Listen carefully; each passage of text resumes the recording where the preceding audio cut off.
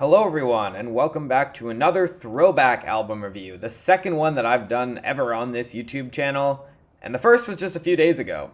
In that video, I discussed a very critically acclaimed album from this decade, Phoebe Bridgers' 2020 album Punisher, which is still her most recent to date, and I talked about why I think it's a very good, albeit overrated album, and while it will be likely making a lot of decade-end best albums lists in a few years, yeah, we're significantly more than halfway through this decade, let that sink in.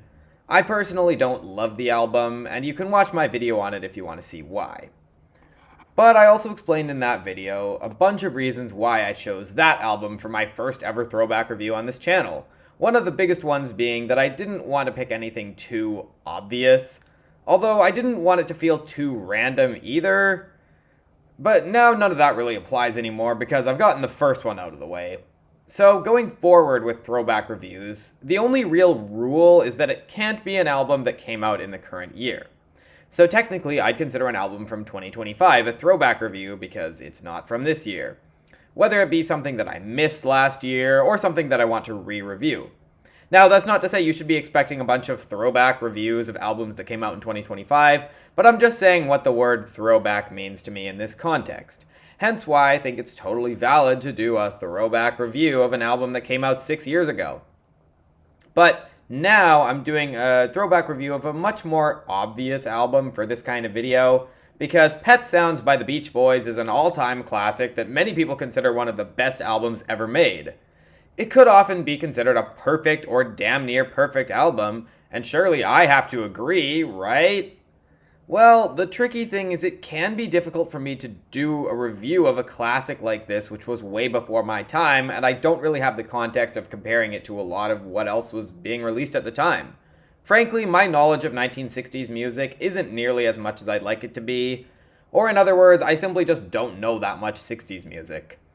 And thus, I might miss certain aspects of an album that are the reason that people gave them so much acclaim.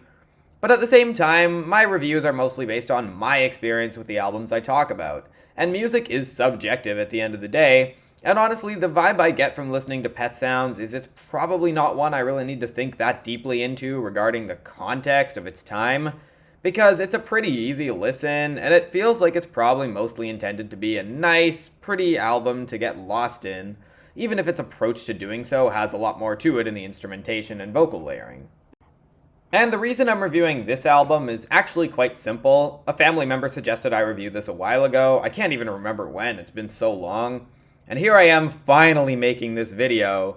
And it also does feel kind of fitting to go from that last throwback review that I did to now talking about one of the most critically acclaimed albums of all time.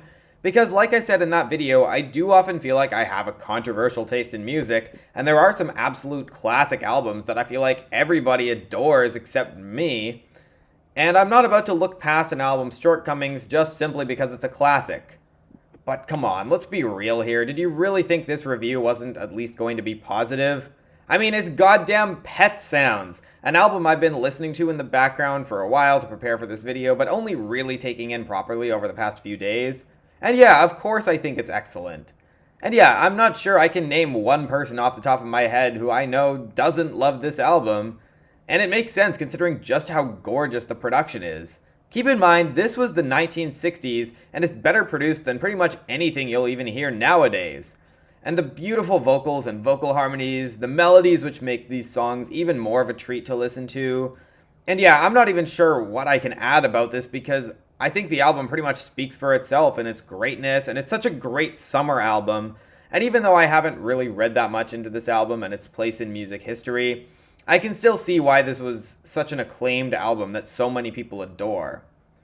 All this being said, I will acknowledge that I don't quite put this in the same tier that a lot of critics do, where I can still see some flaws in the album, and also in some ways the limitations of an album like this, where beyond being very pretty and the perfect balance of fun, emotional, and calming, yeah, I guess it's just really good at what it is, and I'm not about to call it one of my all-time favorites, but this is still a great album that deserves a lot of the acclaim, so let's talk about it, shall we? And I think the first big thing I can say in praise of this album is how consistent it is, at least in terms of being good. I don't think there's a bad song on here, and even some tracks that are flawed still don't totally throw off the pacing, and that's a really important and I think underrated quality in albums in making an enjoyable full album experience, especially for an album like this that feels so breezy and serene, and yet still manages to feel like it's got a bit of an odd intensity to it. Maybe in the songs feeling high stakes and yet not overly dramatic, not only in their lyrical narratives, but even in just the sound and style. Look at a song like That's Not Me, where the lovesick loneliness of the narrator absolutely shines through, and it feels both starkly honest and maybe a bit melodramatic at the same time, where finding the balance between the two can be difficult, and maybe that's the point. There is no clear line between melodrama and real meaningful emotion. But I'm also well aware that I'm likely just wasting my time if I try to write this whole review in that kind of style, really analyzing this from every angle. Because again, it's just a really goddamn pretty psychedelic pop rock album. And on that note, I've got to highlight how strong the vocals are, and there's multiple singers, mainly Brian Wilson and Mike Love, the former of who handles the sorrowful happiness of You Still Believe in Me, and sounds great with the twinkling instrumentation on that track. The calmly frustrated singing on the closing track, Caroline No, one of the best vocal performances on I Just Wasn't Made for These Times, with its constant changing throughout the track. And I've especially got to mention just how gorgeous his vocals are on Sloop John B, a cover of a traditional folk song published in the early 20th century, and Mike Love's vocals are arguably just as great on the second verse, and the Beach Boys really make this song their own with such amazing performances. And I should also highlight Carl Wilson's time to shine on this album vocally with God Only Knows, often considered one of the best songs of all time. And look, I'll talk more about this song shortly, but for now I'll just say Carl's vocals on this one are also incredibly gorgeous and fit with this summery production style super well.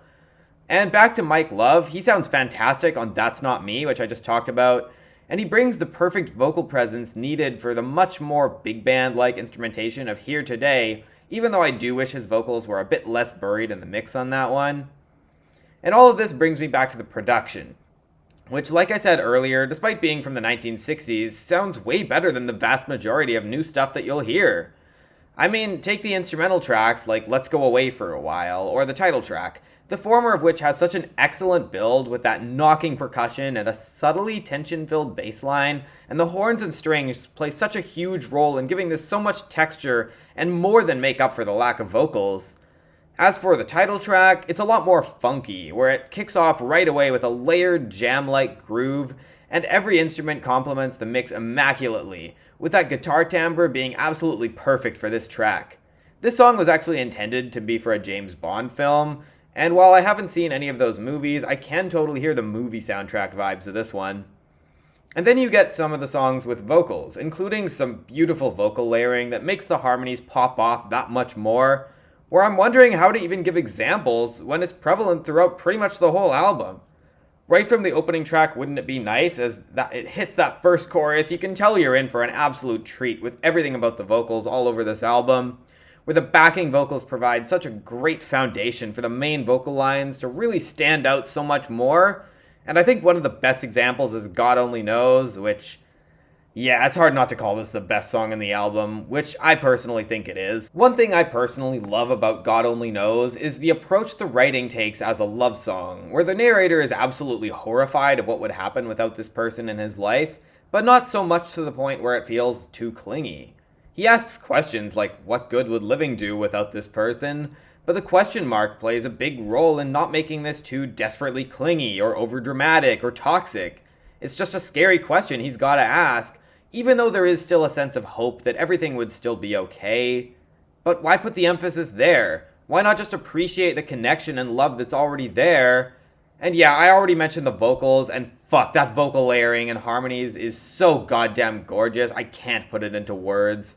And when the production sounds this note perfect, especially the fact it can pull this off with as much experimentation as this song has, including that little break where the intensity builds a little bit and the shuffling drums are the cherry on top. You probably, if you've heard the song, you know which moment I'm talking about. Yeah, it's an absolutely incredible song that floors me every time. It's truly something else. And I think they do a pretty damn good job of making the lyrical narratives fit the songs quite well. I don't always think it works. I'm Waiting for the Day does feel a little pretentious in its attempt to comfort a partner after that person's been in a toxic relationship. Not in a problematic way, I just think it's a little awkward in the way it's all framed. And I should also mention the intense percussion is a bit much on this song, where it doesn't really fit the vibe, making this probably the closest thing to a dud on this album.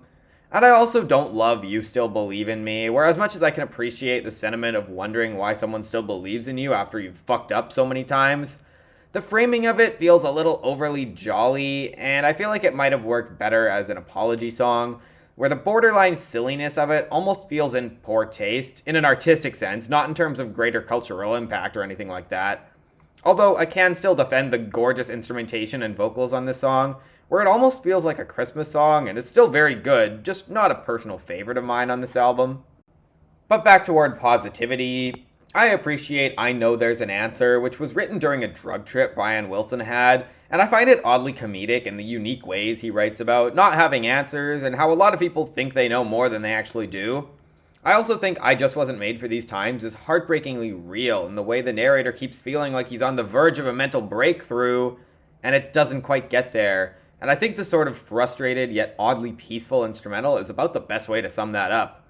And another song I haven't really talked about lyrically is Wouldn't It Be Nice, which opens the album, and it's a great song that perfectly captures a moment where the narrator wishes it could last forever, but he doesn't shy away from admitting other things he wishes as well, which is a bit of a funny contrast between lines like, wouldn't it be nice if we were older, and then saying he wishes every kiss was never ending. But I think it works for a song like this that's almost got a bit of a silly vibe to the instrumentation, while also feeling serious simultaneously, because life is kind of like that, is it not? And I think that's something this album does so well as a whole. A lot of it feels like it might even be poking fun at the silliness of life in some ways, but acknowledging sometimes that that's the most real it can be. And a lot of it is done through the music on this project alone, well, paired with the writing, I guess. And once again, I think this is an absolutely great album. I haven't mentioned yet that there is the occasional moment where sometimes the vocals hit some notes that feel a bit too high in certain moments, where it might be a bit out of place, but it's also the kind of imperfection that in some ways can be kind of oddly charming and maybe work to the album's benefit in a weird way. I don't know, it's hard to explain. But again, it's not an album really worth overthinking too much, at least if you ask me. And it's an album that makes me very curious to hear more of the Beach Boys albums. I'm not sure how they'll compare to this one. I know this is often considered their best, but for me it's a fairly strong 8 out of 10, as I absolutely love this album. Not quite as much as some critics do. I think in some ways an album like this might not be designed to receive a rating much higher, although that's hard to say, but I think it gets there, mostly due to both consistency and being really good, as well as having a few really terrific songs, and one song that I think is absolutely transcendent. Not so much being consistently amazing all the way through, but hey, if you haven't heard this album, I think it's definitely worth it. And as my introduction to the Beach Boys, it was definitely a great place to start. And yeah, I think that pretty much sums up my thoughts on this album. Thank you so much for watching this video. I'm not really sure if this is going to be controversial or not. I mean, I do really love this album. I think it's really great. But I also think it might be a little bit controversial for me to not be rating this higher. I think a lot of people would argue this deserves a 9 out of 10 at least. But I don't know. There's a few nitpicks I can make. Like I said, I think this kind of album maybe just has its limitations in some ways that I've kind of mentioned throughout this video. But it's all just my opinion. Feel free to let me know what you think in the comment section down below. I'm hoping to do another throwback review by the end of this month. I'm kind of shocked I was able to get this one out as soon as I was.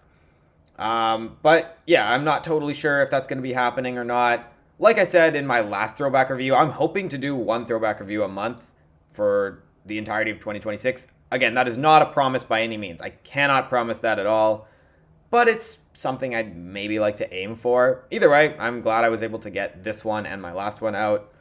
And yeah, feel free to let me know in the comment section down below what you thought of my video and or what you think of this album and or if there's any other albums you want me to review. Ideally albums that came out in 2026 because that's most of what I review.